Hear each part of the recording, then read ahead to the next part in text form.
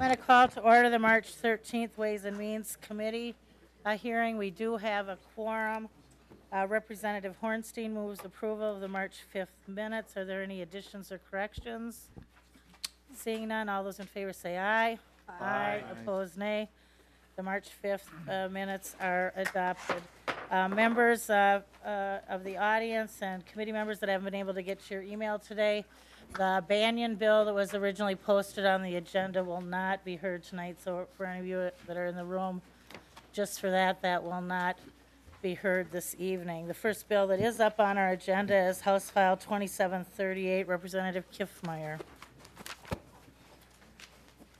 And members, for those of you who haven't been outside, it's about 70 degrees, sunny and warm.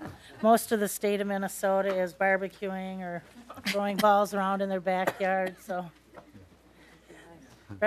Representative Kiffmeyer, if you'd like to move your bill. Yes, Madam Chair. I would like to move House File 2738 for a recommendation to pass and to be referred to the Committee on Rules. All right, thank you. And if I might, there are a couple of amendments in our packets. My understanding is that they are both your amendments. Yes, Madam Chair. What would be your pleasure? Who you want? Madam Chair, I'd like to move the HF 2738, the A2 amendment. All right, members, Representative Kiffmeyer moves the A2 amendment to House File 2738. You'd like to explain the amendment? Thank you, Madam Chair and members. Yes. On line 1.19, we are striking two words, identity and after listening to members and testimony in the last committee hearing, there were some concerns, and so we decided to simplify this language by removing the two words, identity and, which leaves us in a simpler language at this time, and also clearer direction for the implementation of the constitutional amendment should it pass. All right, thank you. Members, are there any questions on the A2 amendment? Seeing none, all those in favor of the A2 amendment say aye. Aye. Opposed, nay. The A2 amendment is adopted. Representative Kiffmeyer also have an A5 amendment. Thank you, Madam Chair. Yes, I move the adoption of the 2738 A5 amendment. If you'd like to explain it to the committee. Yes, thank you, Madam Chair. We had a fixed deadline of June 30th, 2013, but in listening to the election administrators, a variety of groups, that by giving a window between the effective date and the first election that would be used under this new constitutional amendment, it gives a window of time for the election administrators to get ready.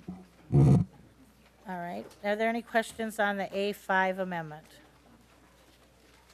Seeing none, all those in favor of the A5 amendment say aye. Aye. Opposed, nay. The A5 amendment is adopted. Representative Kiffmeyer, I think we have the bill in the shape that you'd like to discuss, and members, the fiscal note that's in your packet addresses, which is a pretty typical cost for constitutional amendments, that of $2,000. Earlier last year, actually, we let a bill go out of here of $3,000 of Representative Khan's as a nominal amount. This falls underneath that level, and I don't know if there's any additional questions on the bill as amendment. Certainly, you'd stand for those at this time. Representative Carlson. Madam Chair, I know that the main reason the bill is here is that cost of the $2,000, but this is, of course, a constitutional amendment. It remains very controversial, and I do have a couple of questions of the author. And Representative Kiffmeyer, could you tell me how many senior citizens would not have a photo ID with a valid address, where they've either let their driver's license lapse because they no longer drive, or perhaps are in a long-term care facility or senior high-rise, and they simply don't have a photo ID with an address. Representative Kiffmeyer. Thank you, Madam Chair and Representative Carlson and members. There is no requirement that the ID itself would have to have their current address on it. As Minnesota law currently allows, proof of residency can be used with your driver's license, a state identification card, variety of things like that. But proving your residency, Minnesota state law allows for a variety of ways to prove your residency, and that would apply to seniors and whatever living arrangement they might be. So, Representative Carlson. Madam Chair, Representative Kiffmeyer, you did indicate a couple of proofs. Now, are you saying there's going to be no change in current law as a result of this in terms of the kind of proof of address that you can bring in? And Madam Chair, one of the reasons I'm asking this question, it was not in Minnesota, but it was in another state that had a similar law, and you maybe saw it on the news. The man was 80-some years old. His driver's license had expired, and he was a World War II vet, if I recall, and he was denied the right to vote because his driver's license was expired. And so what would that kind of circumstance be here in Minnesota if your constitutional amendment goes on the ballot and passes? Representative Kiffmeyer. Thank you, Madam Chair and Representative Carlson and members. When you have a identity tool, if I can back up a little bit, there are two requirements. One is your identity, and identity is proof of who you are. Residency is proof of where you live or you're claiming residency at the time. And so, such as in the case of students, you might have a student housing list. In the case of a nursing home, you might be able to have the administrator of the nursing home certify as to residency. If you have somebody in another situation, current law allows for items like a utility bill with your name on it and that it's current within the last 30 days. So there are a variety of ways that you are able to show your residency. And in fact, Representative Carlson and members, in future legislation, many of those proofs of residency are able to be there as well. So I think that proof of identity is a matter of who you are, and those two are very different. And so for this gentleman, in regards to residency, he would have a variety of options here in Minnesota. So, Representative Carlson. Madam Chair, when you say yes, the management of the nursing home could certify residency, what would that entail? Representative Kiffmeyer. Madam Chair and Representative Carlson and members, in many cases, and we have this in current law right now, that if you are living in a long-term care facility, most of the time we know this, that when they come in, we know who they are, and their residency, they're not moving around a lot more at that particular time of their life. And so currently, they often vote an absentee ballot, and they use the nursing home as their residency for that period of time. I would anticipate in some future legislation, should this amendment pass, that we, the legislature, would work together in a bipartisan fashion to make sure that anybody in that situation would have a pathway for both identity and for residency.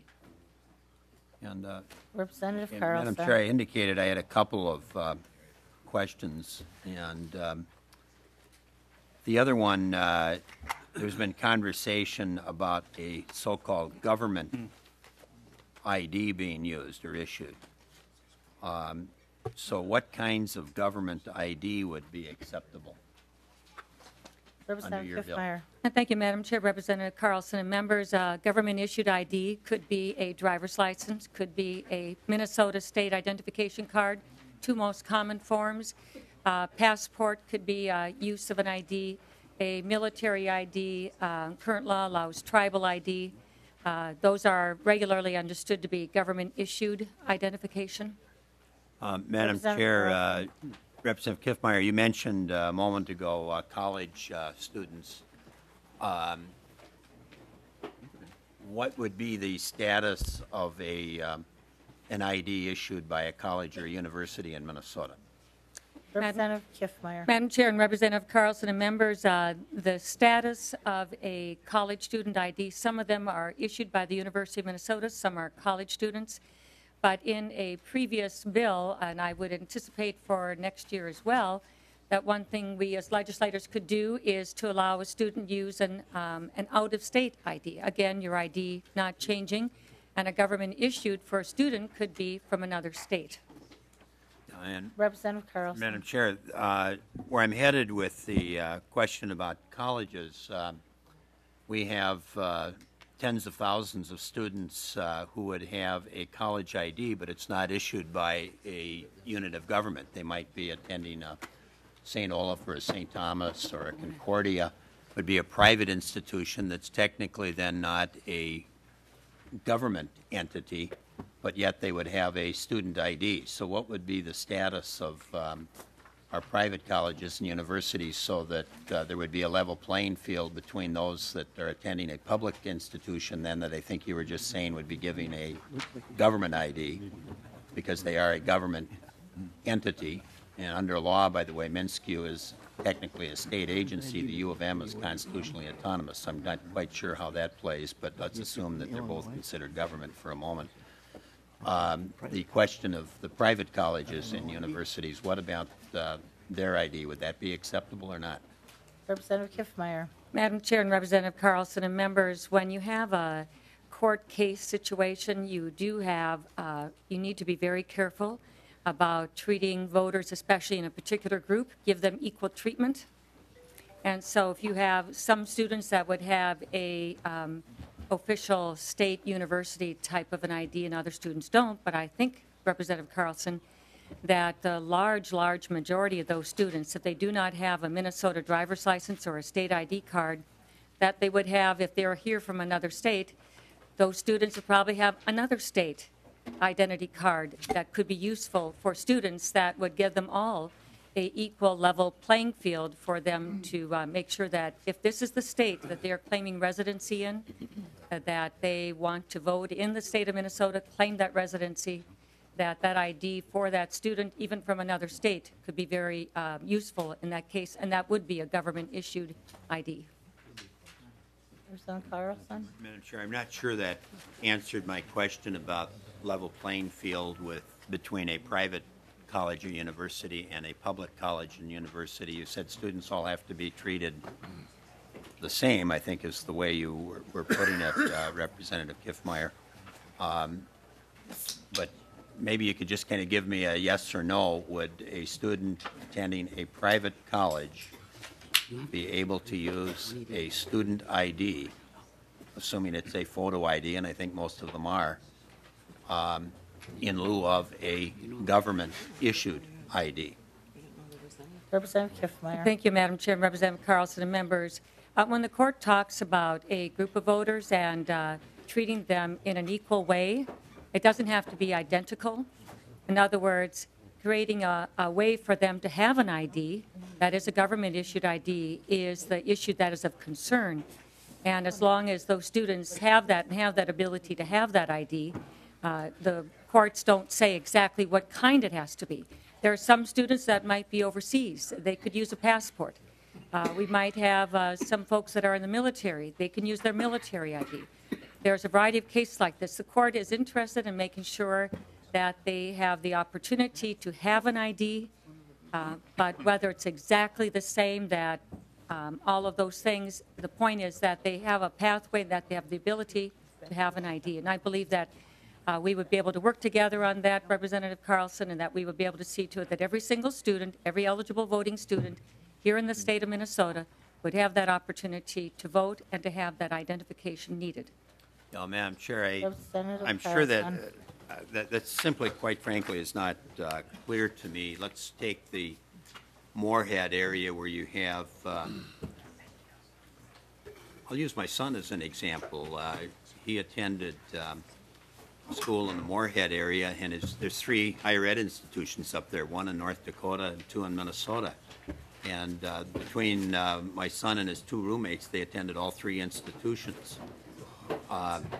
So on the Moorhead side, 1 is public, 1 is private. They would have lived at the same address, same precinct, and I don't think you're giving me a clear answer in terms of whether the Concordia student could use a Concordia ID with his or her photo on it, at the same time they're trying to vote. The one's got, and one issued then, let's say, by Moorhead State, and the other's by Concordia. And you're saying that they could approach and get other forms of ID, but I'm just asking if they could use their school ID at both a public and a private institution. I think you're telling me no, that they, one at the private institution would have to go and get another form of ID that would be government issued because Concordia is not a government entity. Madam Chair, Kiffmeyer. Representative Carlson, I believe those students all have an ID of one sort or another already, just because the student ID, in their particular case, if they don't want to use it, if they want to use their driver's license, if they want to use their state ID card, if they want to use a driver's license or ID from another state, we're not restricting them that it has to be one sort or another, but simply the interest that we have is that they are able to have an ID and to use it as needed for voting. Representative Carlson. Madam Chair, I think maybe others will have questions, but I think I'm getting, at least in my view, kind of a vague answer here in terms of the equitable treatment between a college student who would be in two different situations. I understand that they maybe have alternatives to go out and get other official government IDs, but it still sounds to me like if the situation where two students, one attending a public and one attending a private, wanted to use a student ID, one could and one could not. But I'll stop at that point and let others ask questions. Thank you. Representative Khan. Yes, Madam Chairman and Representative Kiffmeyer, I know a bunch of other states have this, they almost always have it in law, only one other state has it in their constitution, I gather. But I understand, and I'm certainly not an expert, so I'd like to pose this to you as a question. Representative Khan, if you're talking to a Okay. microphone, people might be able to hear you. Yeah, I understand, and I'm asking you this as much more of an expert than I am on this subject, that many other states have the ability to have lots of kinds of ID, you know, industrial ID, employee ID, maybe even fitness club ID. What you're trying to do is you're trying to match a photo with the person that appears before you, is the whole point of ID as such. And so Representative Carlson has pointed out one specific inequity, but I understand other states with ID have had they just don't have the language government-issued ID as part of it. And so I think that would help some of us with that bill. That will loosen it up a little bit, or broaden, whichever way you want to look at it. But I'm just asking you about what you know about other states. Representative Kiffmeyer and Representative Khan and Carlson, too, as you're well aware, there will also be a process of enactment language should this pass, following that. So some of this will be addressed, in that process. But Representative Khan. Well, Madam Chairman, the problem I have is exactly what we write into the Constitution. For example, if we write ID, then we can, by law, enact government-issued ID. But if we write government-issued ID, we can't then broaden it out in the law if someone raises this issue of unfairness between I understand that. Representative Kiffmeyer. Thank you, Madam Chair, and Representative Khan and members. Other states, some of them do, and in those statutory bills, but Representative Khan, those are changing. There are many states now that are progressing to the route of using a government-issued form of photographic identification rather than all of those other ones. And it isn't just the photo. Matter of fact, I remember several folks on this side of the aisle who said, well, a photo, people grow hair, they shave their hair, they grow beards, they do things, they gain weight, they lose weight. And so the photos themselves are not as substantial. But it does give you a general idea. But the real context is when you hold that ID in your hand and it matches the name on the roster and you're holding it, and the resemblance of age and a variety of other factors, it's all of that together that really give that strength to that ID requirement. And matter of fact, Missouri is putting this on the ballot in their November election on November 12th of this year. They're also putting it on the ballot. So there's a number of states where, in regards to what's in current law, that things are changing. I'm sure there is much more of a mobile society these days and an understanding of many times the need to show your identity, prove your identity in a variety of ways. So the direction and the trend in the future is to go towards what we are proposing in this constitutional amendment. Who said that? Representative Condon, do you have a Well, follow-up? I don't think I've said that, I've heard that maybe states are changing. Is Missouri putting it on the ballot to be a constitutional amendment then? Or is it just Madam going? Chair, yes. Representative Kiffmeyer. Okay, but Go ahead. I still have, my concern is writing the kind of language into the Constitution that we want to change. I don't have as big a concern of having a broad enough language in the Constitution so that we can very much tighten it up and we can move to something like government-issued ID if that's something that we think we should do. All right, thank you, Representative Khan. Members, I have Representative Champion on as answering questions. I didn't have anybody on the list beyond Representative Carlson. There were members of the Pension Commission that came up to vote, so if I might, by a show of hands, how many of you have questions on this particular bill? Because I want to get the pension people back to pensions if it's going to go a while so they can continue working. Thank you. So we have Representative Champion, Hornstein, anybody else? All right, Madam Speaker, well, I'd like please. to have a roll call when you get that that's far, great, then. but I'm not the speaker. Oh. Not going there, Representative Carlson. Representative Champion, is your question fairly brief? And yours as well, Representative Hornstein? All right, thank you. Representative Champion. Thank you, Madam Chair. To Representative Kiffmeyer, I noticed that you said in your earlier testimony that the fiscal note is 0 for 12, and then there's a $2,000 fiscal note for the Secretary of State's office for 2013. Would you be so kind, because I know that you've had an opportunity to review this fiscal note and have analyzed it backwards and forward, can you walk through some of the local impacts that are not represented from a state agency and help us get a sense of what sort of costs would be placed on our local government? And Representative Champion, if you are interested, on page 3 of the fiscal note, they're outlined as well. Representative Kiffmeyer. Thank you, Madam Chair. This is customary language in regards to the $2,000 that it is looked upon as the amount for the Secretary of State, and I would expect that that would be the cost that you can see there on that line.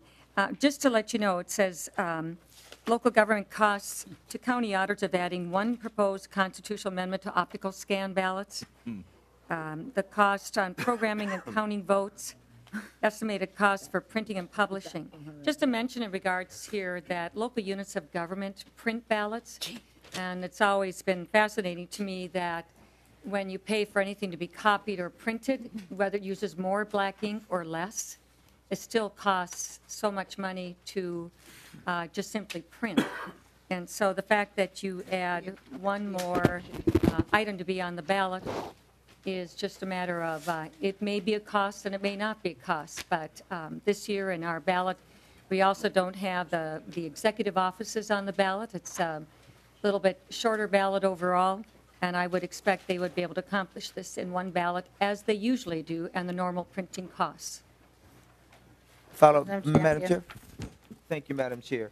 Representative Kiffmeyer, it's my understanding that this amendment will call for the state to provide free photographic identification cards to all eligible voters. And it's my understanding, as I read this and wanted to get your reaction to it, is that there's a lack of clarity as to who will provide that, but it appears that there's an estimated cost of $1.1 million in the first biennium, and then there would be some additional money from the Special Revenue Fund. Is that consistent with what you understand, or do you believe that that cost is a phantom cost? Representative Champion, I don't know if you were in the room when we adopted the amendments. And there, certainly, I'm not disputing the cost issue, but what you need to know is that the effective date of this was changed with the A5 amendment. So the implementation cost should be borne in the next biennium. And as part of the implementation process, the legislature next year would then provide the funding for those services. But Representative Kiffmeyer. But Madam Chair, just for clarity, thank you so much for that clarification. But I guess more of my question is whether it is funded this year or next year. Is that a real cost that still should be lifted up and realized as a part of this discussion as we talk about the fiscal implications of this bill? All right, thank you. Representative Kiffmeyer. Thank you, Madam Chair and Representative Champion and members. Without question that if the state is issuing and the state is providing and paying for those IDs at no charge to the eligible voters, that in the future there would be that cost.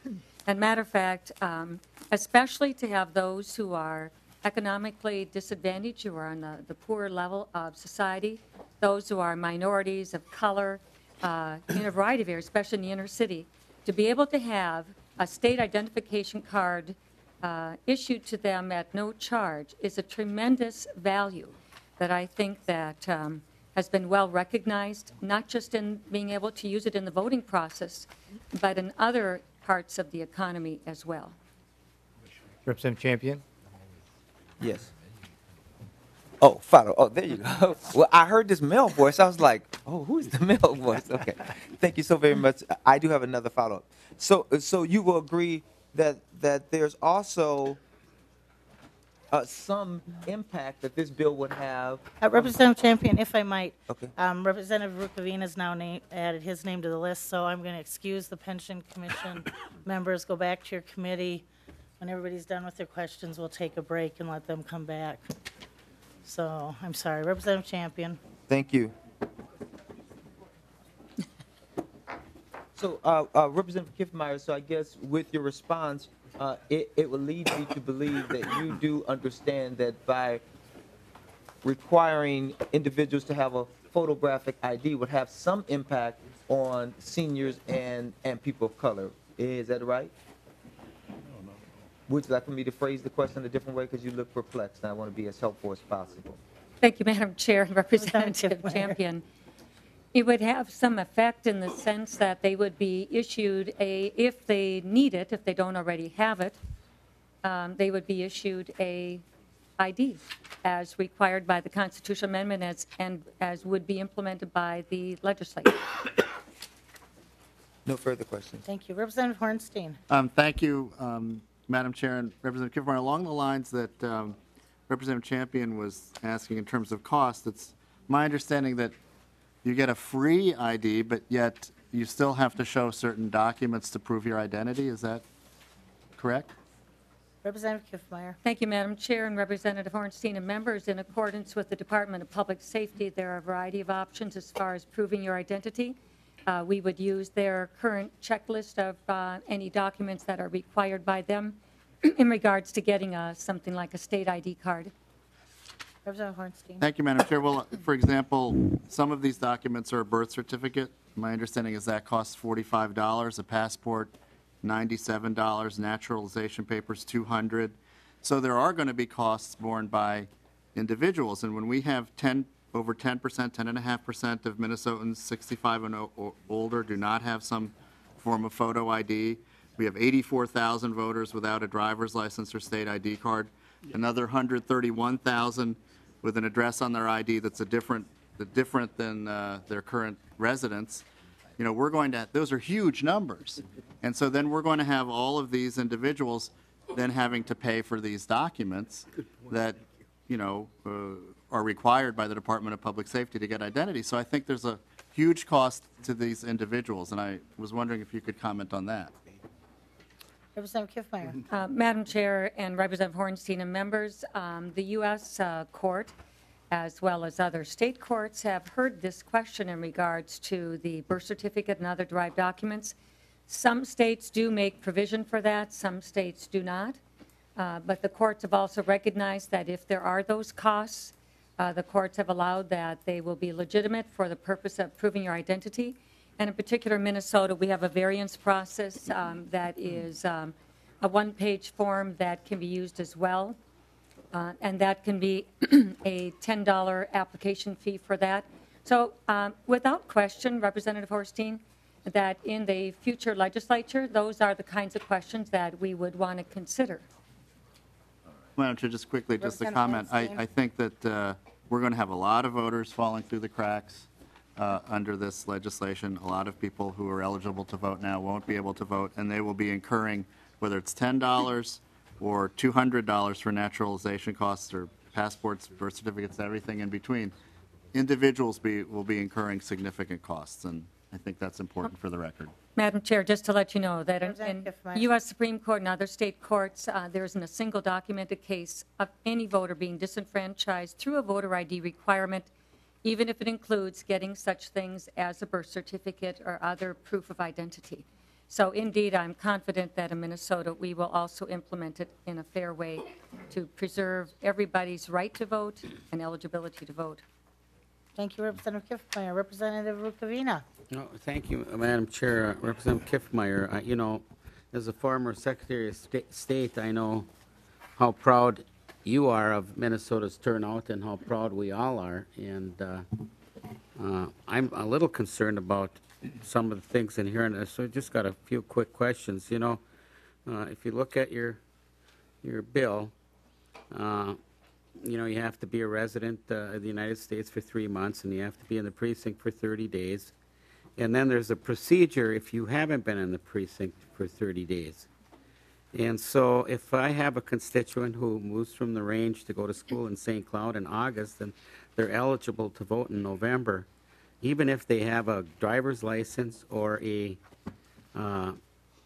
you know, a photo ID from, let's say, St. Cloud State, how do they, but their, you know, their address is Virginia, Minnesota, how are they going to be able to vote under your legislation here? Representative Kiffmeyer. Thank you, Madam Chair, and Representative Rukavina. The important thing is they will be able to vote. Students are able to vote either an absentee ballot from their home address, or if they're changing residency to match their school address, they are able to do that as well. So either way, they will certainly be able to execute their right to vote and to be able to prove their identity and residency will be well accomplished, Representative Rukavina. And so I think that, by the way, just to clarify on that constitutional language, that 30 days is in regards to when you are moving, and it just makes sure you can vote from your previous residence if you're during those 30 days. But as far as Minnesota statute, it is 20 days in the state residency, and that constitutional language has to do about being in the precinct. Okay, but so I'm still not sure. Senator Rukavina. Thank you, Madam Chair, because you just said they can vote. They can vote at home, but maybe they didn't think about it, so they're going to have a hard time getting an absentee ballot or whatever, or they're going to have to drive 3 hours to go and vote, or they're going to have a photo ID that's legitimate that says their address is Virginia, Minnesota, and it doesn't say it's St. Cloud, even though they've met the 20-day requirement or the 30-day requirement or whatever. So how do they vote in St. Cloud? Representative Kiffmeyer. Thank you, Madam Chair. Representative Rukavina, under this language, under this constitutional amendment language, it gives sufficient flexibility to accommodate all voters to be able to cast their ballot. But Representative Rukavina. and you're telling me that, but I know what happens when we pass laws around here. What we intended to happen doesn't happen. So what I'm asking you is, did I just give an example of a person who is legitimately able to vote in St. Cloud, and now you're trying to tell me that somehow they're going to get to vote even though they have an ID that's legitimate, that's a photo of their license plate or whatever, but it says Mary Mackey lives in Virginia, Minnesota, but she's trying to vote on the campus of St. Cloud. Representative Rukavina, you We've came already in a little late, said. so I think you missed it. I miss everything, Madam Chair. The photo ID does not have to have an address that matches their residence where they're voting. I'm aware of that. I am asking, how is that person from Virginia, Minnesota, who's now moved to the campus of St. Cloud, who's going to verify to let them vote in the election in St. Cloud? And I haven't gotten an answer yet. Well, Madam Chair and Representative Rukavina, it's real straightforward. Current law allows them to prove their residency in a variety of ways. And so they will be able to prove their residency. The purpose of an ID is to prove who they are, not necessarily where they live. And so those two are separate issues. Proving who they are is done with an ID. Where they live can either be on that same ID or a variety of other ways that are in current Minnesota law. Madam Chair, Representative Rukavina. Representative Kiffmeyer, you know, voting is a right, not a privilege, and it's mentioned, I think, in 4 different amendments to the United States Constitution. So this is an important issue, and I want to know, so are you telling me then if Mary Mackey from Virginia, Minnesota has a different address on her photo ID, that all she has to do is drag along somebody else that's got an ID from Buell, let's say, and they can both say together, yes, we live here now, we've lived here since August 31st. Are you telling me that will be the way this works? Madam Chair and Representative Rukavina, Kiffmeyer. there is no vouching for residency, and so No. they would need to Live. prove their residency just as any other grown-up person, 18 years and older, would need to do in whatever methodology is allowed by state law. And so if their ID is their ID, Madam Chair, I believe I'm just repeating the same thing and is not a good use of your time. Well, Representative Rukavina. Madam Chair, Representative Kiffmeyer, voting is a right, not a privilege, and I'm worried that this is going to take people's rights away that are guaranteed in the Constitution, and I'm trying to get an answer because I have a lot of kids who move away and who are very active politically. Most of them vote right. They vote for me when they were elected. But I want to make sure that they can vote right in St. Cloud, and I don't think I've gotten that answer. But let me ask you another one. How, Madam Chair, if I could, how does a homeless veteran, and there are many of them, prove their residency if they're moving from precinct to precinct? In your, how do they prove that, you know, and a veteran certainly should be able to vote. How hard is it, how difficult it is for them, is it going to be for them to be able to vote if this passes? Madam Chair. Representative Kiffmeyer, and then following this, Representative Gottwald.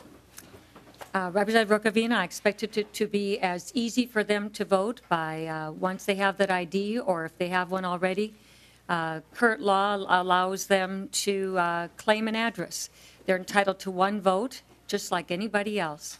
And so I would expect that in future legislation, we will absolutely work together to make sure that homeless veterans or anybody in that situation or anybody at all is able to cast their ballot as their right to do so. But they also have qualifications in the Constitution in the exercising of their right. And we have those to respect as well. And Representative Gottwald, to this point. Yeah, Madam Chair, I'm going to Representative Rukavina's question about how do you get somebody who lives away from the college, moves to the college close to the election. Representative Kiffmeyer, maybe you can answer this, but is it not current law and current practice that the college would print out a list of registered students and get that to the polling location, and then that student would simply present their ID, match it up with the list, and they get to vote? Is that, I mean, that happens under current law. Isn't that what would happen here too? Well, Madam Chair and Representative Gutwald, what happens under current law is the student housing list, the requirement of the ID along with it would be those two together. Again, the identity and the residency and student housing, yes. Representative Rukavina. Representative Gottwald, by the way, I've told them not to vote for you in the past too, but anyway. Madam Chair and Representative Kiffmeyer, final question. You know, I live in a little rural township, Pike Township, and I voted there for 37 years, I think now. So when I walk in, kind of relating to Representative Champion's question on real costs here, when I walk into that polling place, there's usually about 6 people, and most of them are ladies, and you know, they know who I am. And they don't ask me for an ID, and a lot of times it gets crowded there. Now, even though Doreen Mackey's known me for 35 years, does she have to ask me for an ID? Does she have to ask her cousin Frank for an ID, or her husband? Does she have to ask everybody, even though they've known them for 50 years? And if that is the case, how many more hours are these election judges going to be working? And they don't work for free. They get paid. I don't know. I think they're reimbursed by the township or the local unit of government. And this is going to happen all over Minnesota. Does everybody have to show an ID in that line? Because now I walk in and say, "Hi, Tommy, how you doing? Here's your thing. You know, going to go over there and put it in the bond, go in the booth, vote, come back. Hey, how you doing? Give me that little voter sticker." And now I got to pull out my wallet, get in the line. Is that what's going to happen? Madam Chair Representative Kiffmeyer. and Representative Rukavina and members, if the constitutional amendment passes, and the Constitution then would require for you to present your photo ID when you go in the polling place on Election Day, yes, you would be required to do that. And not everybody is like your township. That's wonderful that Hyde Township is that small, but not everybody is Hyde Township. And you want to make sure that we have equal treatment of all voters. You can't say, well, we'll exempt Representative Rukavina because everybody knows him. We have a situation here where when you go to the polling place to vote on Election Day, this is what is required. And I'm sure Representative Rukavina, knowing the law as well as you do, you would quickly have that ID out and just expedite the process. And don't give those little lady election judges any grief.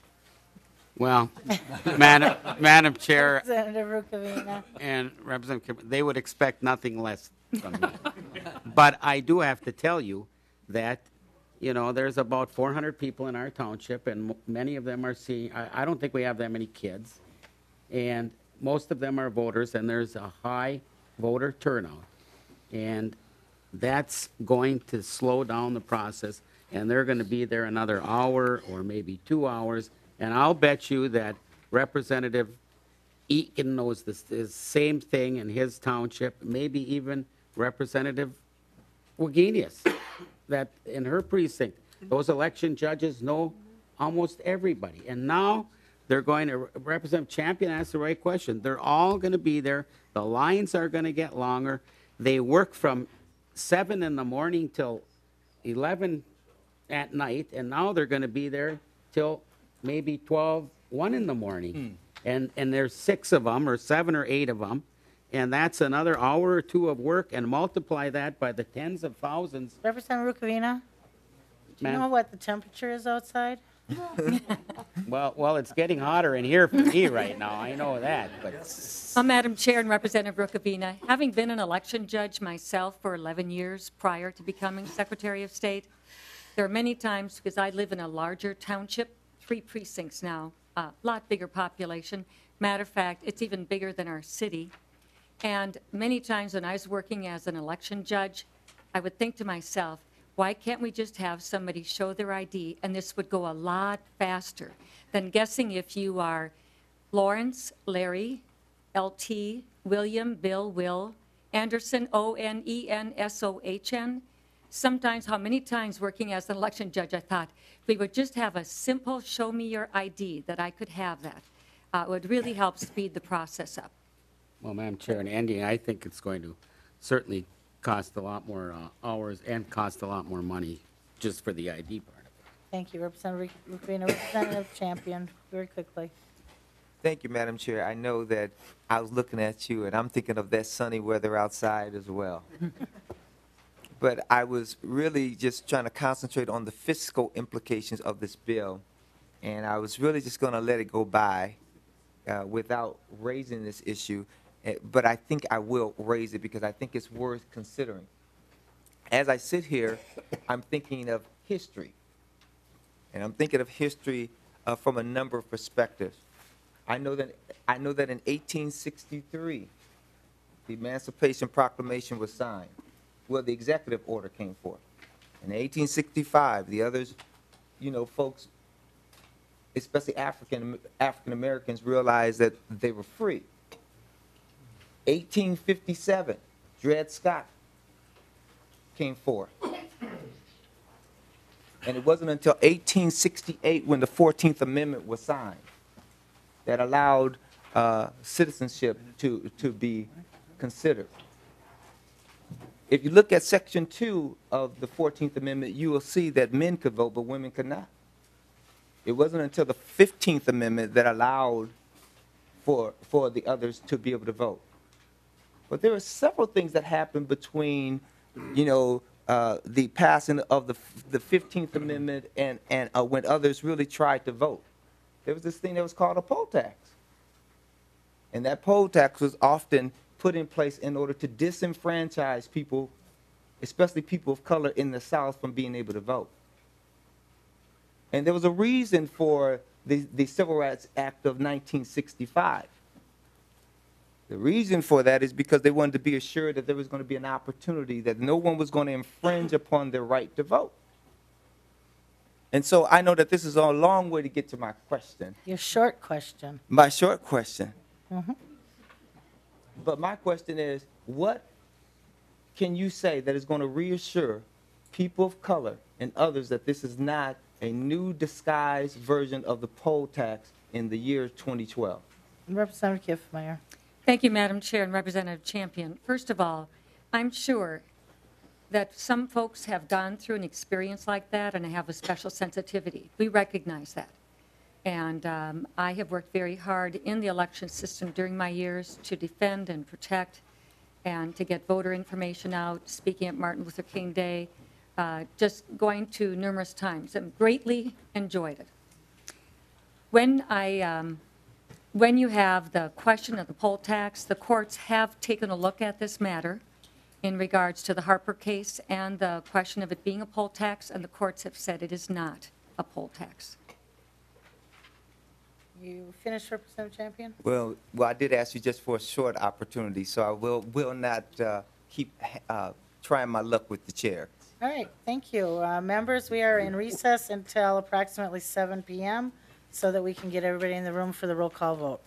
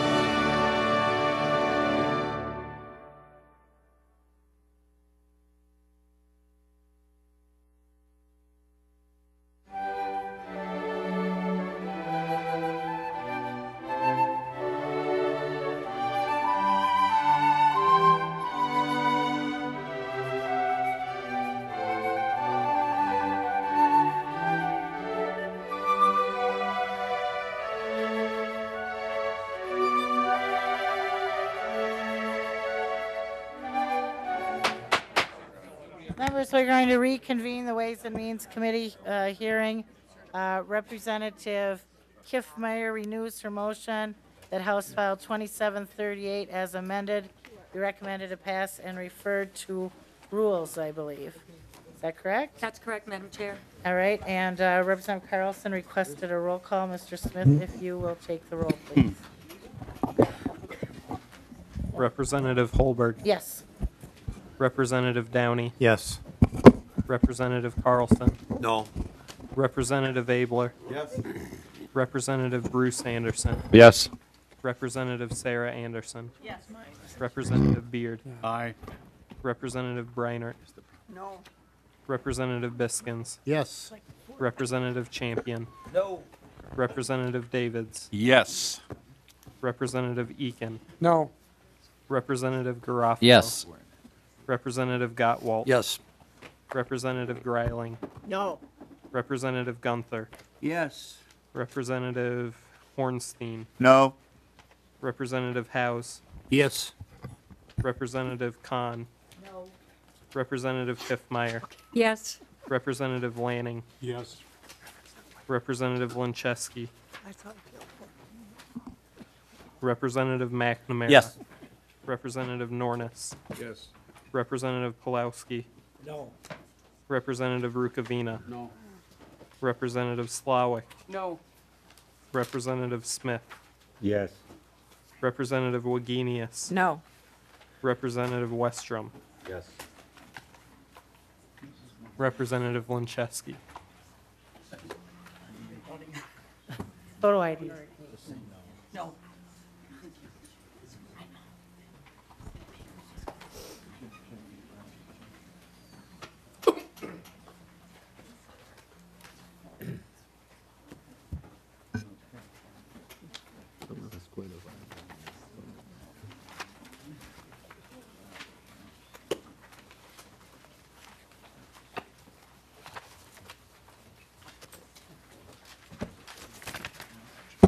Thank you, and the vote was 18 ayes, 12 nays. Representative Kiffmeyer, your House File 2738 recommended to pass as amended, referred to rules.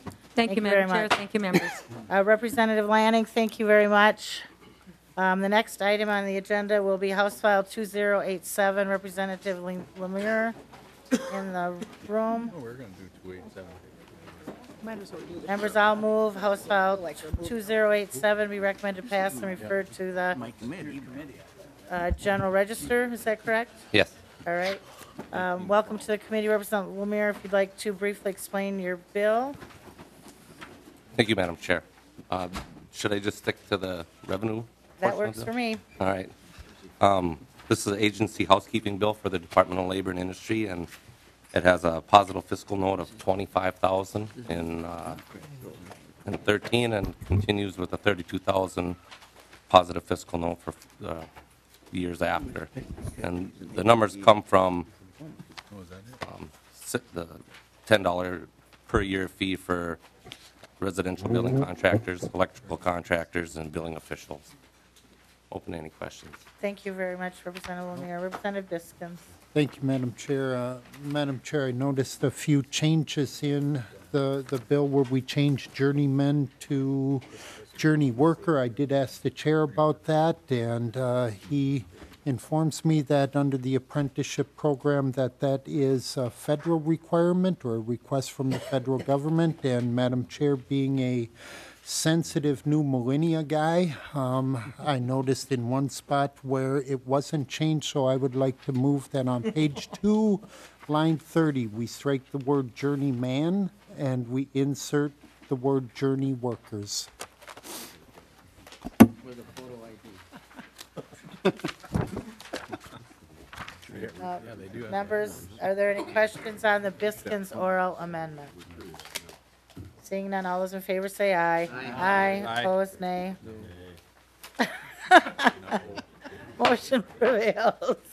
Are there any questions on the bill as amended? Representative Winchester. Thank you, Madam Chair. Madam Chair, for you and Chair Davids, there is a fee in this bill, and they generally go to tax committee. Did you guys miss that, or It was there. was in tax committee? Representative Davids. I don't recall. Yeah, I'm looking at the front of the bill. I don't think. That, Madam Chair, Representative LeMieur. if it'd be all right, could I bring up Mr. Rakowski from the Department of Labor? I believe that that's a fee that already exists. Doesn't matter. Well, we have the chair taxes here. Representative David, what's your call on this? We can certainly amend our. Well, I'd like to hear from Mr. Rakowski. Welcome to the committee. Oh, it's a joy to be here this evening, members. Thank you. John Rakowski with the Department of Labor and Industry. The author is indeed correct. We anticipate the new businesses being created. This is, you could call this a new jobs bill, because we anticipate about 1,500 some new businesses being started, mostly in the building contractor, residential building contractor industry, and the next biggest would be in the electrical. Those of you familiar with the trades, it's a churning industry. People retire, or LeMieur turns it over to LeMieur and Sons, so the son would get the license. This is no change in the fee structure. It's just anticipating this new revenue. We are a fee-for-service driven department, and so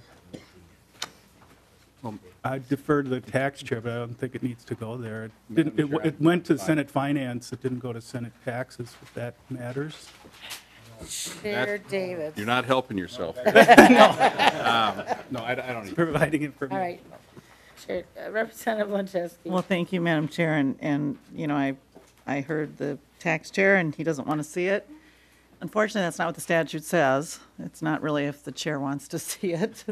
There's a statute, and the statute says a fee is a tax, and this was brought forward by Representative Krinke when he was the tax chair, and Senator Poggemiller when he was the tax chair. So it was passed in conference committee, and it said that that's what we're going to do, and there have been attempts to get rid of that piece of legislation, but I think the new majority actually has opposed that. I guess I will just say, you know, folks are in charge here, so they get to set the rules, but I just wanted on the record that this is in violation of Minnesota statute. And in fact, this is the third or fourth time this has happened in this last biennium. So, you know, certainly it is a small amount, but you could be cutting a fee, Madam Chair, and it would need to go to taxes. It's not about if it goes up or down or new or old. It's that it's got a revenue impact for the state. So I understand that you're going to push this through to the floor, and I'll just leave it at that. But I think the new majority may want to revisit the law if they don't like it, because not really been adhering to it. So thank you. Thank you. Representative Biskins. Well, thank you, Madam Chair, and with all due respect to the former tax chair, I think we're reading far too much into the law. If the state of Minnesota were to incorporate a program which would encourage more people to go fishing, and then more people, of course, going fishing would create more people paying fishing licenses, that bill would not go to taxes. If a bill which would allow more people, encourage more people to get driver's license, which would mean that more people would pay the fee for a driver's license, more people. We're not changing the fee. It's not being amended up or down. It's just more people being involved in that activity. That would not go to taxes.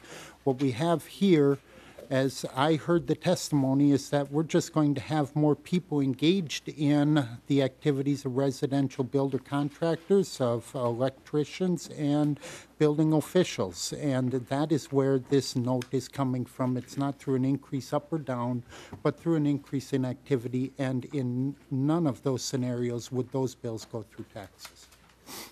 Representative Winchester. Well, I heard it's Representative Garofalo's anniversary, and so I did not move for it to go to taxes, but I think, maybe people want to keep talking about it, but I'll just help you out, Madam Chair. In the rule, and Chair Davids, you have the ability, and there is a statute, to confer as these two chairs and to make a determination. And, I guess if you would do that on a regular basis, then you could meet the rule and cite it on the House floor when we bring these things up. But it's not really my job to coach you into your own rules, but I am not going to make that motion, and I won't make it on the floor either. But I do think when we have statutes and we have things in rule, we should try to follow them, and rather than kind of creatively working our way through some and not others. That's all. Thank you, Representative Lancheski. And whenever Chair Davids and I arm wrestle, he wins. So, and if you might want to review the House Rule 410, paragraph C, as well. Are there any other comments on the bill before us, as amended by Representative Biskins? Seeing none, I will renew my motion that House File 2087, as amended, be recommended to pass and refer to the General Register. All those in favor say aye. Aye. Opposed, nay. Motion prevails. You are on your way to the General Register. Thank you, Thank you, Representative Madam Chair, LeMieur. members. Representative Garofalo, who's next? Yeah, can I go? It's up to you. Anniversary. All right, we are going to take up House File 2083. Representative Garofalo. Thank you, Madam Chair. I'd move House File 2083 be recommended to pass and referred to, is it Rules or the General Register, Madam Chair? My understanding is it should go to the General Register. So, the General Register. And Madam Chair, let me start off by, we have an amendment, the A17 amendment. I'll move the A17 amendment. Thank you, Representative Garofalo. Madam Chair, members, I've been advised that people may view data practices information as being something that should be contained in data practices bills and not as part of an omnibus bill. So we're going to delete this section of the bill. And Representative Garofalo, I really support your A17 amendment. Members, are there any questions on the A17 amendment? It removes a Chapter 13 provision that's in this bill related to disclosure of settlements by school employees. And that bill is moving separately, was heard in Data Practices Subcommittee, was in fact amended last night, and should probably not move in this fashion, this bill. So if there's no questions, Representative Garofalo moves the A17 amendment. All those in favor say aye. Aye. Opposed, nay. The A17 amendment is adopted. Representative Garofalo, what's your pleasure next? I have no additional amendments, Madam Chair. All right, would you like to explain the bill then? Madam Chair and members, House File 2083 pays down our shift from its current level, or increases the payment shift from 64.3 to 70.2. This does this by taking roughly $430 million from the cash balances of our account and transferring those to our schools to accelerate and pay back our schools, in addition to the $318 million that took place automatically as part of the February forecast. Thank you, Madam Chair. All right, are there any questions on the House File 2083? And my understanding is at some point we have the A22 amendment that will be offered. Are there any questions before that? Seeing none. Representative Carlson. Madam Chair, depending on how you want to proceed, my questions in part would be answered with the discussion on the A22 amendment. So Certainly, if you'd like to move it at this time. if you'd like to take the amendment up Certainly. at this point. So Madam Chair, I move the A22 amendment. All right. And Madam Chair, the amendment closes corporate loopholes for offshore corporations and uses the revenue to permanently pay off the school shift. And under House File 2028, there is no plan to permanently pay off the shift. when the shifts are paid off, then the money would go into the general fund as it's crafted. Loopholes closed in the amendment are the foreign royalty subtraction, FOCs, unitary tax havens, foreign partnership income, and it raises $194 million in fiscal year 13, $152 million in fiscal 14, and $157 million in fiscal 15. And a couple of things that I would point out, then, Madam Chair, about the amendment. Unfortunately, the bill before us doesn't look long range and really put in place a permanent way to pay off the shift. The other thing is that this does, with the tax issue for foreign operating corporations and so on, it does provide a stream of revenue. And one of the reasons that I'm very interested in this, we did request, and we didn't have it available last night, but some information from OMD on cash flow. And that did come through today. And in fiscal 23, statutory general fund, I'm reading now from a memo from OMB, fund balance shows 1 month has a negative low point of $184 million in October 2012, and 6 other months, September, November, December, January, March, and April, where the statutory general fund cash balance is positive but below $400 million. And the history of OMB is that you do, or they try to, for good fiscal management, maintain a balance of at least $400 million. And with that history, then they're less at risk in terms of having to engage in using other tools, which primarily the only one that's left right now is short-term borrowing through a line of credit. This comes out, Madam Chair. In fact, I think you participated some. We did have a special committee dealing with this issue a little over a year ago that was chaired by Senator Pogemiller and myself to deal with the budget. And one of the big discussion items, if you'll recall, was the cash flow situation and the problems that the state would have if they were forced into short-term borrowing. Now, they had more tools in the toolbox back then, but we've closed some of those off, so probably in all likelihood it would be a line of credit. Last night in the tax committee, the finance commissioner testified that he was very concerned about the bill that's before us that would create a situation where there would be a high risk in terms of cash flow.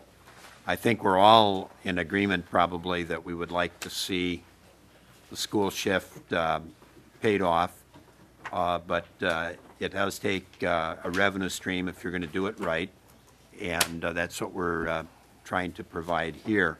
And not only a revenue stream, but looking at it long term. So, Madam Chair, I'd also like to request a roll call on this particular amendment as well. Certainly, Representative Carlson. Representative Garofalo to the A22 amendment. Thank you, Madam Chair and members. Members, I would urge a no vote on the A22 amendment. A preferable strategy to confiscating revenue from the businesses and taxpayers in Minnesota is to grow revenue and grow jobs. That strategy has been working, and I would urge that we continue on that path and urge a no vote. All right. Excuse me, I think another member wants to. Representative Hornstein. Thanks, Madam Chair, and I just want to speak specifically to subdivision 5C. I know we can't use props on the House floor, but maybe in committee. This is the map where all of these tax havens that Representative Carlson were talking about, and this is money that's going to the South Pacific and to the Caribbean and some European places, Central America, Lebanon, Jordan. I mean, this is all money that we can be capturing to offset this so-called shift, which I think is a cut. And so rather than take it from the general fund, let's take it from these, these tax havens. This is just unconscionable that money from Minnesota that should be going to our general fund is being kept in these countries. So, Madam Chair, I would speak strongly in support of of this amendment. And as Representative Winkler said today, we have a choice here between helping our kids out and continuing these tax breaks for overseas corporate activity. Are there any additional comments or questions on the 822 amendment? Madam Chair, just a Representative Carlson. quick comment. You know, the language that was used by the author of the bill, confiscating and what have you. Just would like to point out that we had a bill up in the tax committee today, authored by the chair of the tax committee, that was also using some FOC money. So, because it happens to be offered by a Democrat, and then you start using language, Madam Chair, like confiscating money and that kind of thing is highly inappropriate in my view, and it's a source of revenue that's being looked at by both sides of the aisle. Thank you, Representative Carlson. Any other comments or questions? All right, there's having a roll call been requested on the 822 amendment. Mr. Smith will take the roll. Representative Holberg. No. Representative Downey. No. Representative Carlson. Yes. Representative Abler. No. Representative Bruce Anderson. No. Representative Sarah Anderson. No. Representative Beard. Nay. Representative Breinert. Yes. Representative Biskins. Nay. Representative Champion. Yes. Representative Davids. Oh, thank you. Representative Eakin. Yes. Representative Garofalo. No. Representative Gottwalt. No. Representative Greiling. Yes. Representative Gunther. No. Representative Hornstein. Yes. Representative House. No. Representative Kahn. Representative Kiffmeyer. Representative Lanning. Representative Lencheski. Yes. Representative McNamara. Representative Nornis. No. Representative Pulowski. No. Representative Rukavina. Representative Slawick. Yes. Representative Smith. Representative Wagenius. Yes. Representative Westrom. No.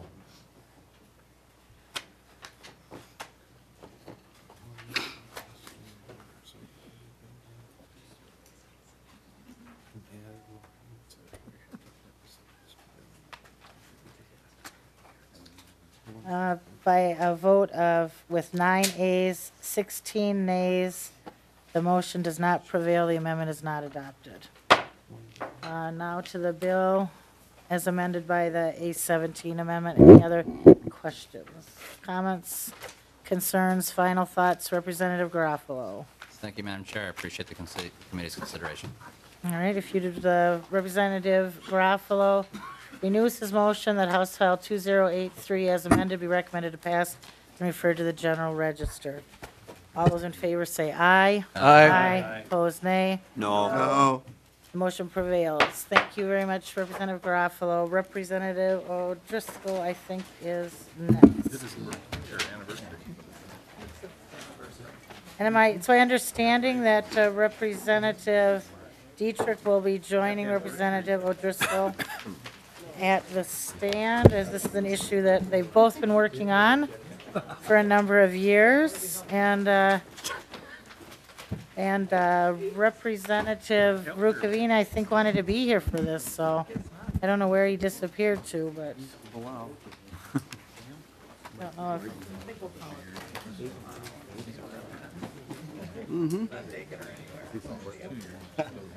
All right. Done at 4.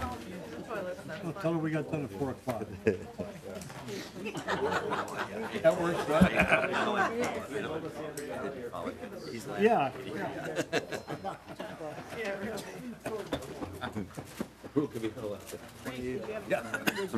Representative O'Driscoll, if you could please come to the stand, and if there's a particular document you're looking for, let us know and we'll get it for you. But we're going to get started. Representative Downey. Madam Chair, I'd move House File 2244 be passed and moved to the General Register. Thank you, Representative Downey. Representative O'Driscoll, we have the bill in front of us, and I'm wondering if you have any amendments. Madam Chair, thank you for the opportunity to visit with you this evening on this. We do have And I apologize, we did not get these posted, so members have not had a chance to see these. However, they both have bipartisan support from Representative Dietrich and myself. And the first one that they should be coming around at this point. There were copies that were made available. I'm not sure what happened to them.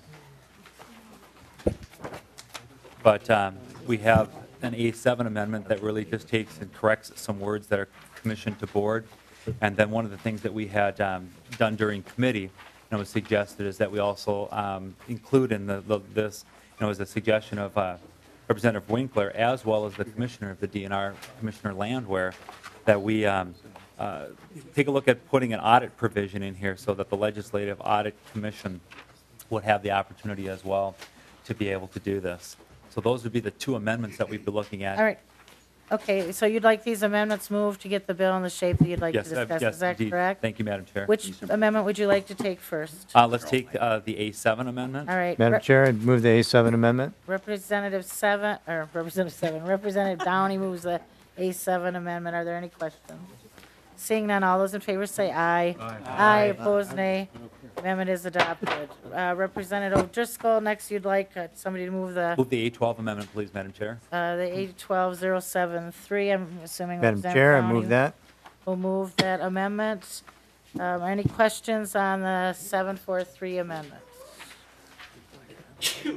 Seeing none, all those in favor say aye. Aye. Opposed, nay.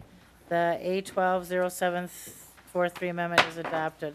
Representative Driscoll and Representative Dietrich, if you want to take it from here and explain your bill to the committee. And in particular, we're most concerned with the fiscal impacts of this bill. Madam Chair, with your indulgence in that of the committee, I'd like to do just a little bit of background because I think that'll help when we get to the fiscal matters. In your packet, there should have been included a graphic that looks like this. And on that graphic, you'll notice at the top, it says beneficiary. And one of the things that we need to keep in mind is that the permanent school land trust properties that we're talking about, the legislature and the executive branch are trustees of this.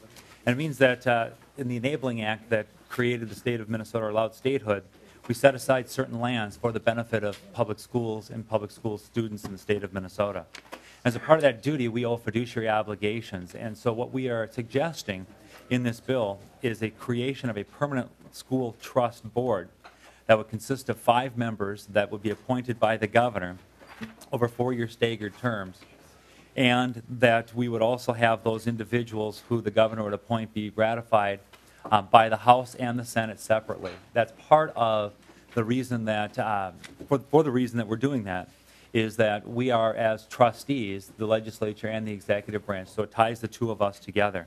Members would be looking to have expertise in education, finance, mining, forestry, real estate, fiscal auditing, as well as environmental and renewable energy. They would set policies for the land trust and would hire a director that may contract with the DNR for services to manage such trust lands here in the state of Minnesota.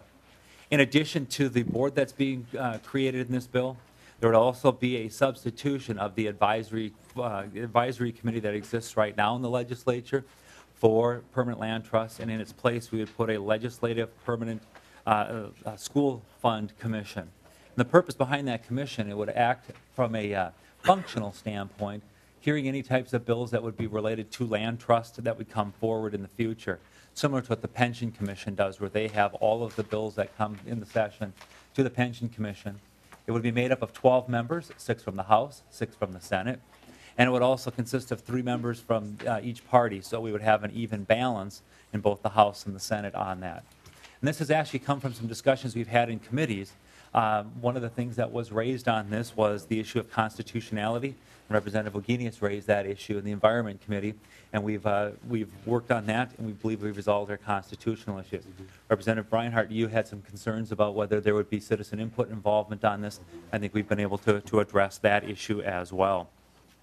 One of the things that's also very important to keep in mind is that no additional benefits or sidestepping of state law would be allowed if, when these properties are moved under the separate commission and board the board supervision. So if there was going to be permitting that would need to be done, that would still be required to be done in accordance with state law. Again, no exceptions or no special privileges being granted to the individuals on that. The second page, which is on the back side, is a timeline of how we would look to transition from the management under the DNR to the separate board that we'd be looking at. Beginning in January of 2013, the Legislative Permanent School Fund Commission would be created.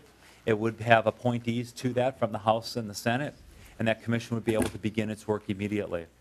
In July of 2013, the board would be appointed, a director would be hired, and begin working with the DNR in a transition plan. By 2014, the Permanent School Board would be assuming the duties related to land trust management.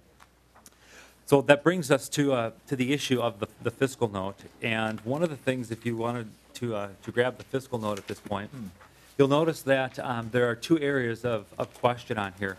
One is there's some legislative costs that are being suggested in the amount of $48,000. What we are advocating is that we would use existing staff just like we would with staffing any of our other committees or commissions that would be here in the legislative area. So I don't think that that particular number of $48,000 is something that would be a hard cost at this point. As we move forward, there may be a desire to take on some additional research staff to do some additional staffing of that. However, the purpose of this is to bring this under separate management to look for some cost efficiencies and some cost savings. And as a result of that, this would become an independent board that would be taking money from the trust fund to fund some of its operations, similar to what the DNR is doing, but we would, again, endeavor to be looking at those different types of savings. The second area would be that on the front page, we have a $28,000 to $200,000 and $475,000 question mark. I guess I would say that these are making some assumptions that aren't necessarily correct as to how we would be staffing the organization.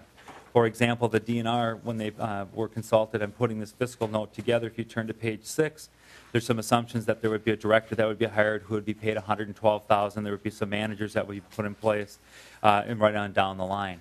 Those are some assumptions that they have made. They are not assumptions that we have made.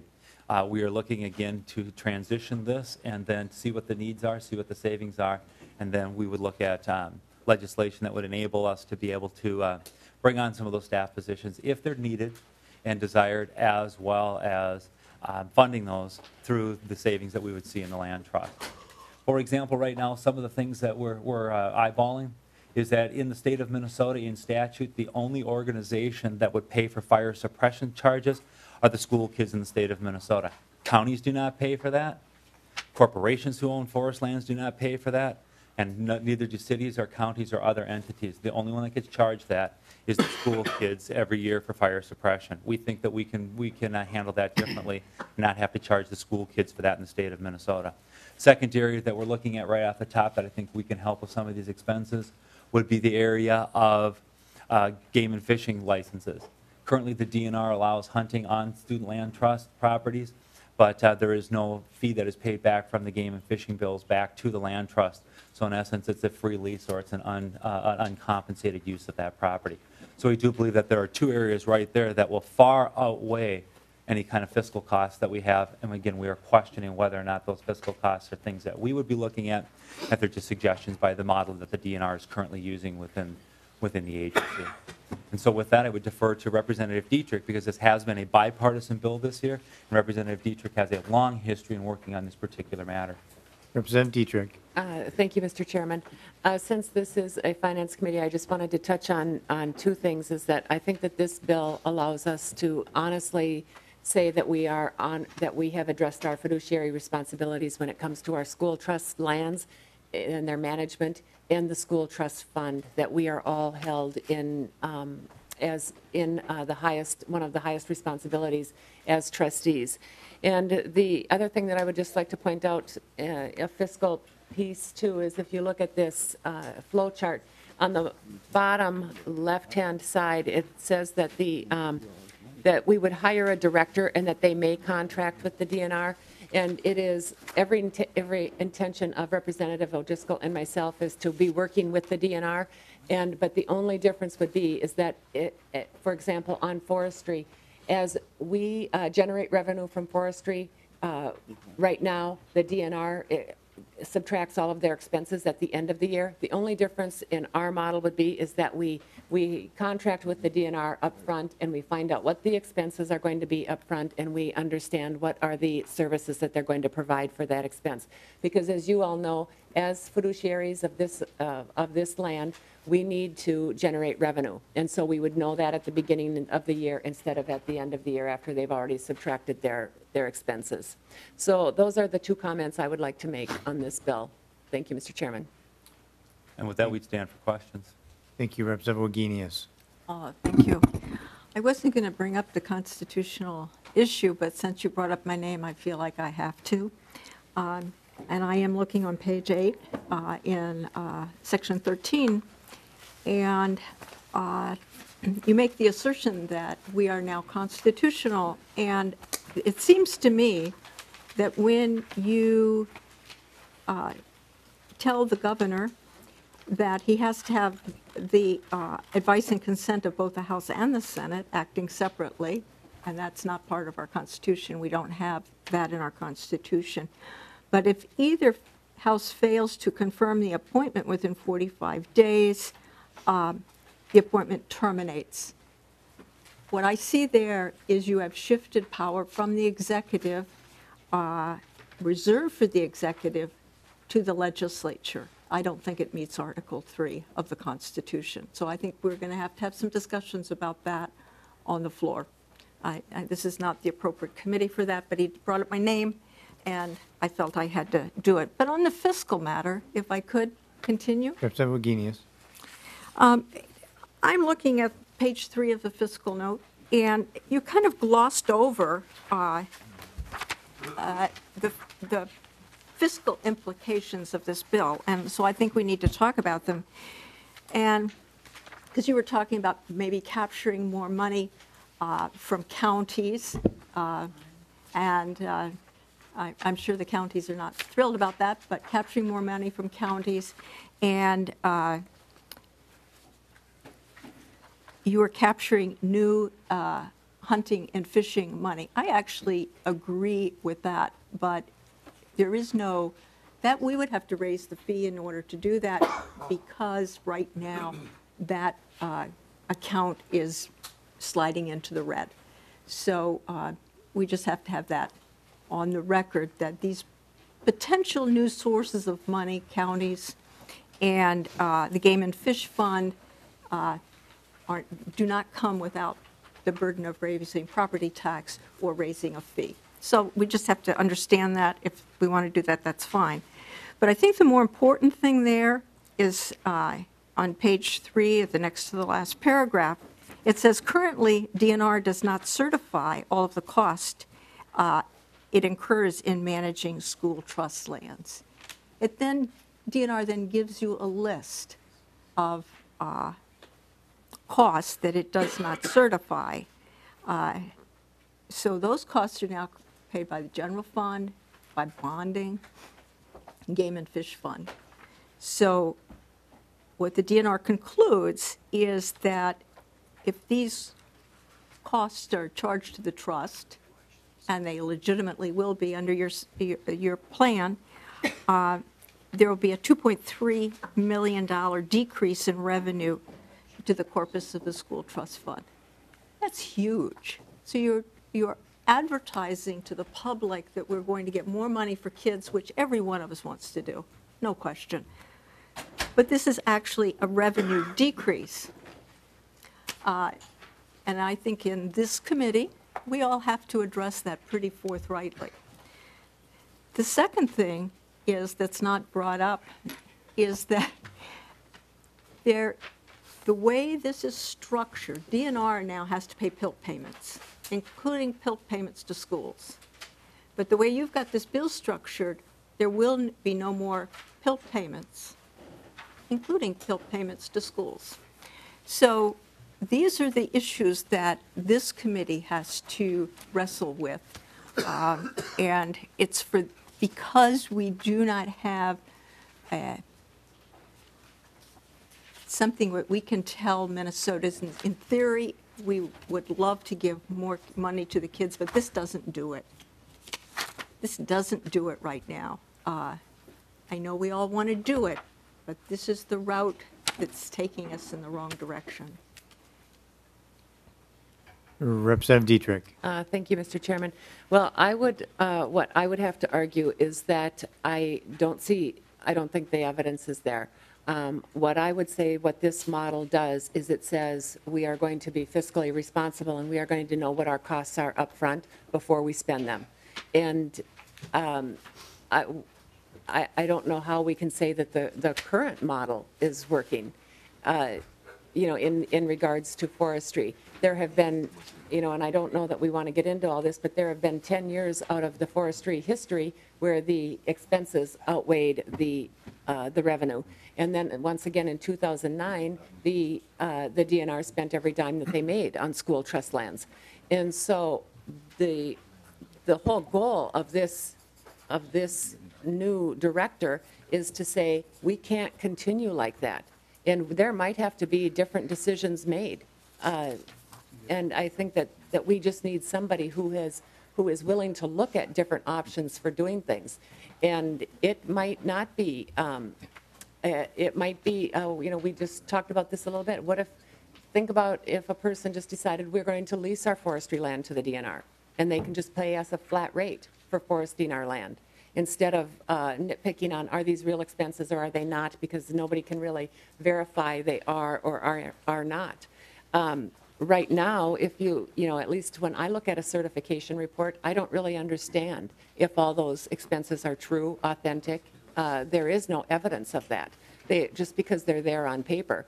And so I remember back to Kevin Carter, who was here from the state of Utah, and not that I'm trying to replicate their lands, but it is their model, because he was held accountable to the trustees, the beneficiaries. He was able to have a monthly report on the amount of money that he spent and what kind of revenue did that generate on that activity. And we are very far away from that right now. And so that would at least be one step where at least we know. Having the fiduciary responsibility for these lands and for that account, I think that if nothing else, at a minimum, we have to know. Representative Wagenius. Well, thank you, Mr. Chair. I actually agree that we should have much better accounting from DNR for expenses. But right now, DNR is telling us they're not even certifying all the expenses that they have. And I'm quite sure they're right about that. They are not. When I look at those expenses and I see the subsidy that's actually coming from the general fund to DNR to run forestry, it's huge. It's a huge. And about half of the lands that they harvest are DNR lands that are not trust lands, but probably more than half are trust lands. So I don't think all the costs are being certified. I think that's legitimate. And I would totally agree that we need better accounting from DNR. But I don't want us to mislead Minnesotans into thinking they're going to get a lot of money out of this, and particularly a lot of money out of forestry. It's not there. That's what bothers me about this bill. It's not that we shouldn't have better accounting. And if we had required lots more accounting, I'd go with every bit of it. But let's not promise to citizens something we can't deliver. Representative Dietrich. Thank you. And Mr. Chairman and Representative Wagenius, I don't think anybody was promising lots of money. I don't think that was ever said. What has been said, though, is that we have found expenses that possibly shouldn't have been, that are unfair and have been charged to the trust because they can be. And the example that Representative O'Driscoll gave was the fire suppression. And I would, from my general overview of looking at this for 5 years, I would say that there are other costs that are not necessarily directly related to the revenue generated off of our land. And when you have a fiduciary responsibility, a trustee responsibility, if you even spend one dime of money on land for another interest, meaning the state versus the trust land, you are in breach of trust, even if it's a dime. you are to have that level of accountability and record keeping so that you know those things. And I would contend up until this point, we don't have any. And at that point, I would say that we are even in jeopardy of legal action at some point. So that would be my response. Thank you, Mr. Chairman. Representative Rukavina. Mr. Chair, if I could just I apologize. I would like to respond to some of the things that Representative were directed at me in this. If I could direct members to page 13 of the bill, section 25, the tilt payments that Representative Ogenius is referring to are included in the bill. So we are keeping those local jurisdictions whole. The other item that I want to just visit about is we are not doing anything that when we talk about the House and the Senate voting on confirmation, we do that right now with the Campaign Finance Board, that the House and the Senate do go ahead and approve those. And Senate has had and does have confirmation authority for gubernatorial appointments.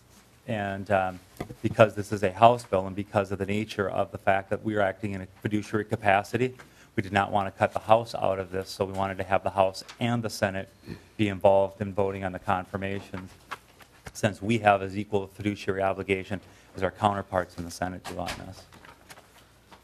Representative Rukavina. Well, thank you, Mr. Chair, and I just want to thank Representative Dietrich and Representative O'Driscoll for this bill, and I do have to say, you know, for the newer members, that this is an issue I've been chasing, like a dog chasing his tail for 26 years.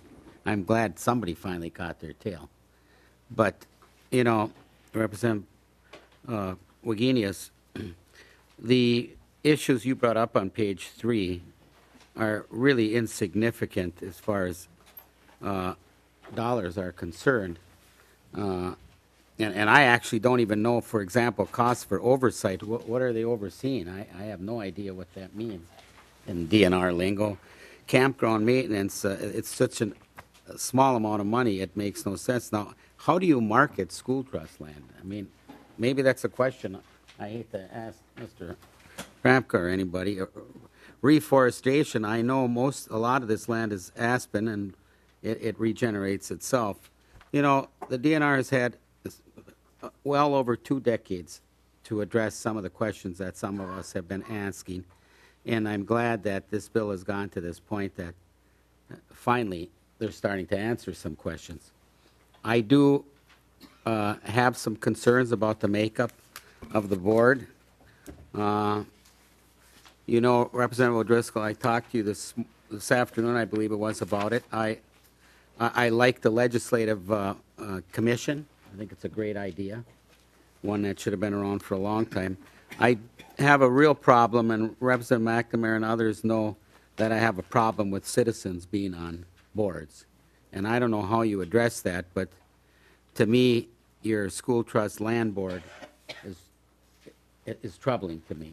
And, you know, in other states, and you probably know that, departments of administration or management and budget operate, and maybe that's a better approach as we go down this road. But I do also have some other concerns, and I know they're not yours, but, you know, we have a lot of money going into the Permanent University Fund at our land-grant college that isn't addressed in this bill, because I think some of the money you're talking about that's been with no accounting at all has also been some of their money. And the PILT issue, I thought we had discussed that I had discussed that with you too, and I thought that was kind of promised that it would be taken care of. But, you know, Representative Howes and Representative McNamara know a little bit, at least on this committee, maybe a few others. No one sells their stumpage for nothing. And, you know, I've got some beautiful trees that are worth $100 a cord, whether they're old growth white pine or whatever. I wouldn't sell them for nothing. No one on this committee would sell stumpage for nothing. I'd rather just let the birds and the bees and the owls and everybody else play in it than watch them fall over and drop before I'd go through the trouble of selling stumpage for nothing. And that's what's been going on from 1980, I believe, to 91. It was an 11-year period where nothing, $4, $3, $5 million a year of stumpage for nothing. And we got them up and jacked them up a little bit, and I remember there was a point where they were bragging that they were putting 30 cents on a dollar into the fund, and now it's dropped with your figures back down to almost nothing. So, Representative Wagenius, there is a way to make money on stumpage. Everybody does that has stumpage, sells it, and gets, if it's sold for 30 bucks a quart, you don't get zero, you get $30 a quart. But the school kids have gotten zero most of the time, and there's a big amount of money that could come in from that. And one other thing I have to say, because the word trustee keeps coming up all the time, and a lot of us are guilty. A few years ago, you know, the Department of Natural Resources, in a land exchange back in 1998, where we forced the land exchange on the DNR that didn't want to do it, for people who had lakeshore leases on school trust land, and the DNR demanded that we exchange lakeshore for lakeshore. And I asked at the time how lakeshore was going to generate money for the school kids. And now the school kids own 20-some miles of shoreline on Lake Vermilion that, over the last 13 years that they got it, has generated, guess what, Madam Chair? Nothing. Now, what kind of a trustee would have not at least gone to the United States Steel Corporation in 3 or 4 years ago, whenever it was that the governor wanted to establish a new state park on Lake Vermilion next to the old state park, but that I didn't support. But anyway, you know, a trustee would have said, let's give the school kids and exchange some land here and give the school kids 18 million or 16 million, whatever they gave U.S. Steel. And instead, U.S. Steel got 16 or 18 million, and the school kids got nothing. So if nothing else has happened here this year and last, we have finally gotten somebody's attention. I'm not blaming Commissioner Landwehr or Governor Dayton on this, but, you know, there's been more than enough abuse from both sides of the aisle, and I am glad you've gotten it to this point, and I congratulate you. And I still think there's got to be a lot of work done on this bill, but particularly the makeup of that trustee, because it makes me nervous. Other than that, you've got a good start, and I just commend you on it. Representative Driscoll. Thank you, Mr. Chair. To build on what Representative Rukavina has just said, in my conversations with the commissioner, I have not laid this solely at his feet. This has been 150 years in the making since we've had statehood, where we've gotten ourselves into the position that we're in. And I do not believe that we're going to solve it in 1 year, but this is the way we can make the 90-degree turn to start getting back into a direction that does benefit our students here in the state of Minnesota. And we have that opportunity here this evening to move this bill, and the opportunity to work on the floor and to work with our counterparts in the Senate to get something that we can all live with, to help out with what obviously has, from my short time having been here, certainly is a burr under an awful lot of people's saddles, that we can put it to rest once and for all. Madam Chair, if I could say one last Representative thing. Rukavina. Mr. Chair, excuse me. I don't know who's chair. I do want to say one last thing, too, and that is to make it perfectly clear to the members of this committee and anybody else listening that the 80+% of the $770 million in the corpus of the school trust has come from mining. And for those that are, you know, reluctant about mining and don't really support mining, I want you to know that over the next several years, you know, there's going to be better than $11 million a year going into the Permanent University Fund, and close to $30 million now a year because of Mintac mining going into the school trust. So it seems to be something that the DNR and the story and the School Trust Advisory Committee and everybody else, a story that doesn't get out there. It's our mineral wealth that has been putting a lot of money into everybody's school districts in this state. Representative Dietrich. Just a little point of information. I hope that that is true, because when I look at the permanent school fund, although it was at this point projections in 2011 it's 721 million, and it's projected to increase by 1 million in 2012. And you know, I think this is just one more indication how we need somebody who is acting on behalf of the children every single day, all day, 7 days a week, and monitoring the land use, the revenue generated, the fund and the results and how it's delivered to the schools, because there, like Representative Rukavina said, there's been a lot of abuse going on by everybody sitting in this room, actually. And that I can point to is for over 50 years, we have been generating revenue out of this permanent school fund and then subtracting it. So the kids never got their revenue over and above. And that is everybody here in this room's responsibility. So there is enough places to lay blame. But what we would like to do is quit blaming and quit the finger pointing and say it's the legislators' fault, it's the DNR's, and now we're going to include the federal government. And we would like to quit the blaming and look to the future and see how we can fix this. So thank you. Representative Briner. Thank you, Mr. Chair. Just a couple of quick concerns around the fire suppression discussion. Representative O'Driscoll mentioned that that was a possible way of addressing the costs in the fiscal note, and I think both of you referred to the fire suppression as a possible area in which someone, the DNR maybe, I don't know, who has been negligent in terms of charging that cost to the school trust lands. My understanding is that was a legislative decision, and not the DNR's responsibility, so that isn't a faulty accounting on their part. But my question is why, if indeed that's a mechanism for addressing some of the elements of the fiscal note, why isn't it addressed in your bill? Representative O'Driscoll.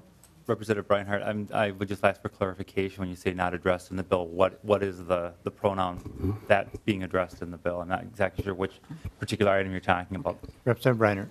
Thank you, Mr. Chair.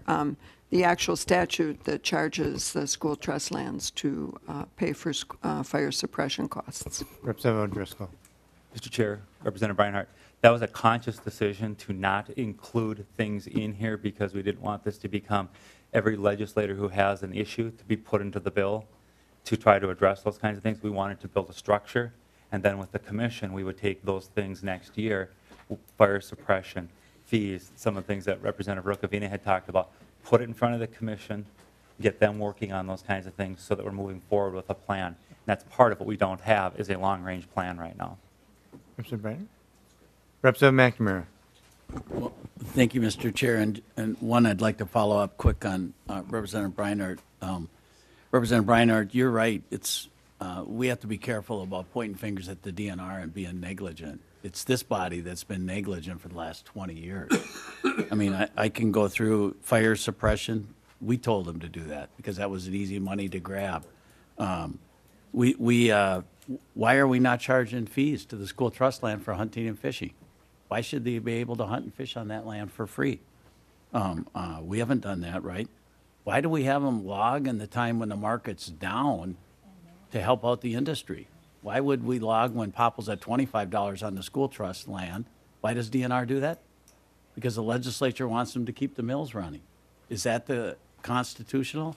No. The Constitution says we're supposed to maximize it for the kids. The DNR is doing what the legislature's done. The statutes are full of stuff. We tried to remove one last year. It says something about manage the school trust land for environmental. We can't break law today when we manage the school trust land. Why do we have duplicated twice on one page in statute telling the DNR to manage for environmental purposes? That statute's not consistent with the Constitution. I mean, I can keep going. And then to talk about, well, they're only managing it for a 10% return. I'm sorry, if you're in the mining business, the insurance business, the landscape business, the lawyer business, and you could earn 10% profit, you'd be very, very happy. I don't know if we're going to get more money by changing this up or less, but we're going to be constitutional, and that's what we need to be. I'm sorry, finally the legislature, after all these years, is facing the facts that maybe we should be doing this right. Who's the best one to manage the land actually on the ground? I don't know that anybody's going to do better than the DNR as far as their foresters on the ground or their iron people. I mean, I look at Marty Vadas and the great work he did on behalf of DNR, and negotiating the stuff. I mean, I don't know if anybody could do better, but at least we're going to have an accounting and know how many hours they worked and if it was done right, because somebody at the top is going to be a numbers person. And I just really want to say Representative Dietrich, Representative Driscoll, and Representative Rukavina, who have worked hard on this for a long time. I'm glad we've got it to this point. It's got more work to do, Representative Rukavina. You mentioned that. This board and some things we need to work through and find out how we can get the governor and the agency to look at this as a positive thing. And I think Commissioner Landwehr has gone a long, long ways towards being willing to make change and realizing we're serious on this. So this is not the last stop where it's at now. I realize that, and it's got more work, and I want to help make it happen. But we have to change, members. What we're doing currently is it's not acceptable to the kids. And Representative Rukavina, you're right. All this lakeshore on Lake Vermilion, there's all kinds of great lots that could be sold off, developed, whatever, and probably should be. And it hasn't been the DNR telling them not to sell it. It hasn't been. I don't think the DNR cares if it's sold or not. You know, if we keep instructing them to do what they're doing, they're going to keep doing what they're doing. So hopefully we'll get it changed. And sorry to go on for so long, but I'm just really glad that both of you are working together, and I look forward to making this happen. Thank you, Representative McNamara. Representative Rukavina. Sure. Just one last question to both of you. Are you willing to talk to the university about their issue too in this bill, or you don't totally want it separate? Because I think they've kind of gotten tossed by the wayside, even though the PUF fund is about $340 million. Representative Driscoll. The bill does not address the university or the state university land trust program. That may be something that we'll take up next session, but it's not contemplated for this. It's just the scope right now of the school land trust. And as a matter of fact, in some of the numbers that we've received in our process and research on this with MMB, we've had to have them separate out the numbers so they have those numbers when it is time to start moving forward with the university lands as well. Representative Rukavina. And one last thing, and Representative McNamara, you know, I do have that bill. You can help on Vermilion. I want to keep that land for the people of the state and add it to the Vermilion State Park and have legacy funds to do that. And I know you support me on that. Thank you, Representative Rukavina. Representative Dietrich. Yes, thank you, Mr. Chairman. To the point on the university lands, if this bill gets to a conference committee, that might be an appropriate time to talk about that. Somebody from the university did talk to me a year ago and just said, we want in on whatever you're doing, and I just kind of said, well, then you have to at least show up.